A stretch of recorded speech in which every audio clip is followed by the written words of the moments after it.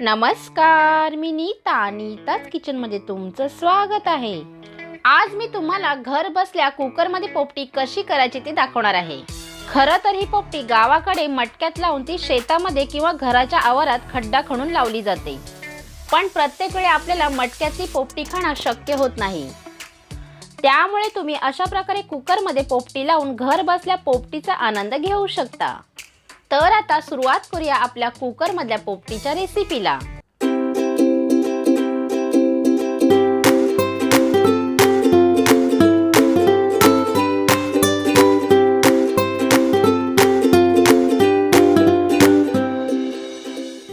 पहिल्यांदा मी तुम्हाला या रेसिपीसाठी लागणारे साहित्य दाखवते।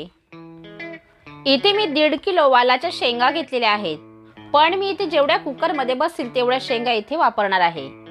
हे 1 किलो चिकन मी स्वच्छ पाण्याने धुवून घेतलेलं आहे। तुम्हाला जर इथे अर्धा किलो चिकन वापरायचं असेल तर तुम्ही अर्धा किलो चिकन सुद्धा वापरू शकता।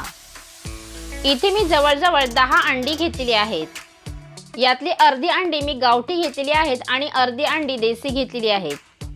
मी आता 2 दिवसापूर्वी अलिबागला माझ्या सासरी गेली होती, तेव्हा माझ्या मामी सासूंनी मला ही गावठी अंडी दिली होती आणि या वालाच्या शेंगा माझ्या आईने मला भेट म्हणून दिल्या होत्या। मला गावाला राहून पोपटी लावणं शक्य झालं नाही, म्हणून मी पोपटीचे सर्व साहित्य गावाकडूनच आणलेले आहेत। आता या पोपटीचा सर्वात महत्त्वाचा घटक म्हणजे हा भांबरूटचा पाला। या भांबरूटच्या पाल्यामुळेच या पोपटीला खूप मस्त अशी टेस्ट आणि फ्लेवर येतो। या शेंगांसोबतच मी हा पालाही गावाकडून येतानाच घेऊन आलेली आहे। मला ही पोपटी चिकन पोपटीच लावायची होती, म्हणून मी हा पाला आणि शेंगा 2 दिवस फ्रीजमध्येच ठेवल्या होत्या। त्यामुळे हा पाला आणि शेंगा थोड्याशा ड्राय झालेल्या आहेत। हा पाला आणि वालाच्या शेंगा मी स्वच्छ धुवून घेतलेल्या आहेत आणि ते एका सुती कपड्यावर ठेवून त्याचा संपूर्ण पाणी निथळून ड्राय करून घेतलेले आहेत। आता मी तुम्हाला चिकनच्या मॅरिनेशनसाठी लागणारे मसाले दाखवते। इथे मी 3 ते 4 चमचे आलं लसूणची पेस्ट घेतलेली आहे। हा 4 चमचे घरगुती मसाला आणि हे 2 चमचे तेल घ्यायचं आहे।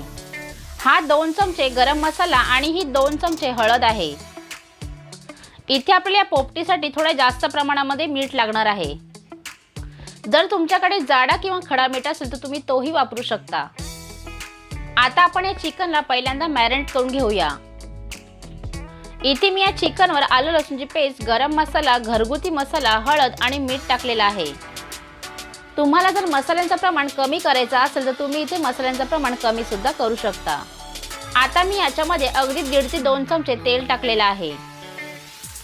आता हे सर्व मसाले चिकनमध्ये चांगले मिक्स करून घ्यायचे आहेत आणि हा चिकन आपल्याला अर्धा ते 1 तासासाठी मॅरिनेट करून ठेवायचा आहे।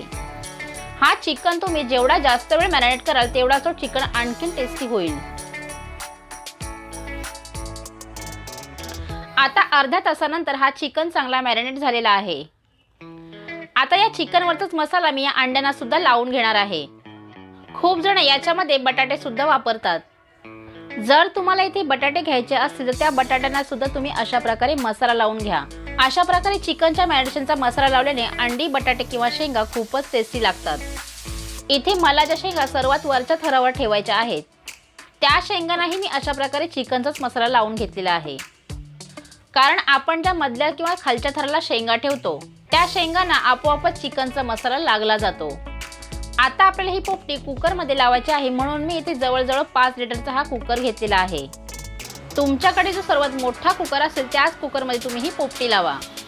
आता सर्वात आधी या कुकरच्या तळाला आपल्याला भांबरूटचा पाला लावून घ्यायचा आहे आणि तो अशा प्रकारे हाताने थोडा दाबून घ्यायचा आहे। आता हा भांबरूटचा पाला लावून झाल्यानंतर इथे आपल्याला शेंगांचा थर द्यायचा आहे आणि या शेंगांवर थोडा मीठ टाकून घ्यायचं आहे। या शेंगांवर मीठ टाकून झाल्यानंतर आपल्याला चिकनचा थर लावून घ्यायचा आहे। मला इथे चिकनचे 2 थर द्यायचे आहेत, म्हणून मी या चिकनचे 2 भाग केलेले आहेत।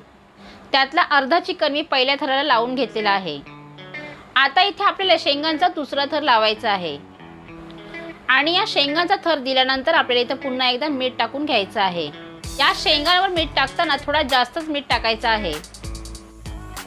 आता मीठ टाकून झाल्यानंतर आपल्याला चिकनचा दुसरा थर द्यायचा आहे आणि या चिकनच्या थरासोबतच आपल्याला इथे सर्व अंडी लावून घ्यायची आहेत।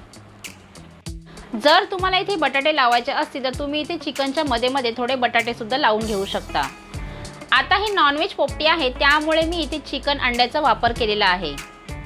पण जर तुम्हाला इथे व्हेज पोपटी लावायची असेल तर तुम्ही याच पद्धतीने तुमच्या आवडीच्या भाज्या वापरून तुम्ही हे पोपटी लावू शकता. आता मगाशी ज्या शेंगांना मी मसाला लावून घेतला होता त्या शेंगा आपल्याला अशा प्रकारे वरच्या बाजूला ठेवायच्या आहेत. इथे माझं या शेंगांवर मीठ टाकायचं राहून गेलं, पण तुम्हाला या शेंगांवर सुद्धा मीठ टाकून घ्यायचं आहे. आता सर्व थर लावून झाल्यानंतर पुन्हा एकदा आपल्याला सर्वात शेवटी याच्यावर भांबरूडचा पाला लावून घ्यायचा आहे आणि नंतर याच्यावर कुकरचं झाकण लावून याला गॅसवर ठेवून द्यायचं आहे. आता ही पोपटी शिजण्यासाठी आपल्याला गॅसच्या मीडियम फ्लेमवर 3 ते 4 शिट्ट्या काढून घ्यायच्या आहेत. तर अशा प्रकारे या कुकरच्या 4 शिट्ट्या घेऊन हा कुकर चांगला थंड करून घेतलेला आहे. आता या कुकरचा पूर्ण प्रेशर गेल्यानंतरच आपल्याला याचं झाकण खोलायचं आहे. आता या सर्व भांबरूडचा पाला साईडला काढून घ्यायचा आहे आणि ही सर्व पोपटी एका परातीमध्ये किंवा मोठ्या ताटामध्ये काढून घ्यायची आहे. ही पोपटी आपल्याला एकदम गरमागरम असतानाच खायला घ्यायची आहे. तुम्ही पाहू शकता यातला अंड किती छान असं शिजलेलं आहे आणि यातलं चिकन सुद्धा एकदम मस्त शिजलेलं आहे. आता लवकरच मी माझ्या गावाला जाऊन खास तुमच्यासाठी पारंपरिक पद्धतीची पोपटीची रेसिपी सुद्धा घेऊन येणार आहे. तर कशी वाटली ही माझी कुकरमध्ये पोपटीची रेसिपी मला कमेंट करून नक्की सांगा आणि व्हिडिओला एक लाईक देऊन जास्तीत जास्त लोकांपर्यंत हा व्हिडिओ शेअर करा. पुन्हा भेटूया अशाच एका नवीन व्हिडिओमध्ये. तोपर्यंत बाय.